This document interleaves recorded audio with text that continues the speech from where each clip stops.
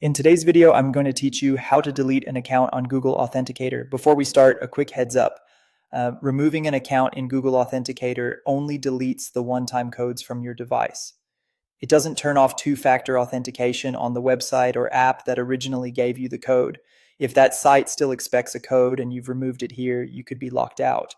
So make sure you know exactly which entry you're removing and that you'll still be able to sign in afterward, whether that's because you have another device enrolled or reliable recovery options. Open the Google Authenticator app on your Android phone, iPhone, or iPad. Give it a moment to load your list. You'll see entries labeled with a service name and often a username or email. Some people use icons or custom names, but regardless of layout, list, or grid, the idea is the same. Find the specific entry you want gone. Carefully locate the account you intend to remove. Take a second to verify the label so you don't delete the wrong one.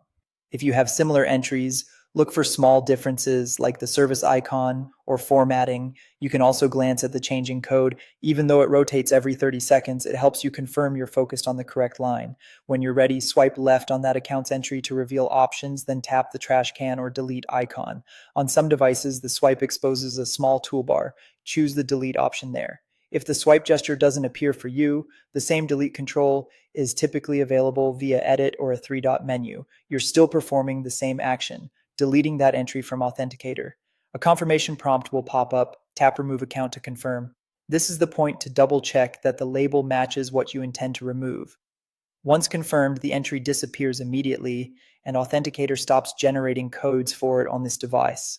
If you've turned on sync in Google Authenticator, that deletion may also propagate to other devices signed into the same account. So be mindful if you rely on codes elsewhere. That's all there is to it. You've removed the account from Google Authenticator.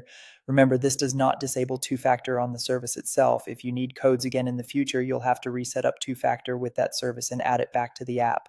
If you accidentally remove the wrong entry and can't sign in, you'll likely need to use your recovery options or contact the service's support. Thanks for watching, and keep your remaining entries clearly labeled so it's easy to manage them safely.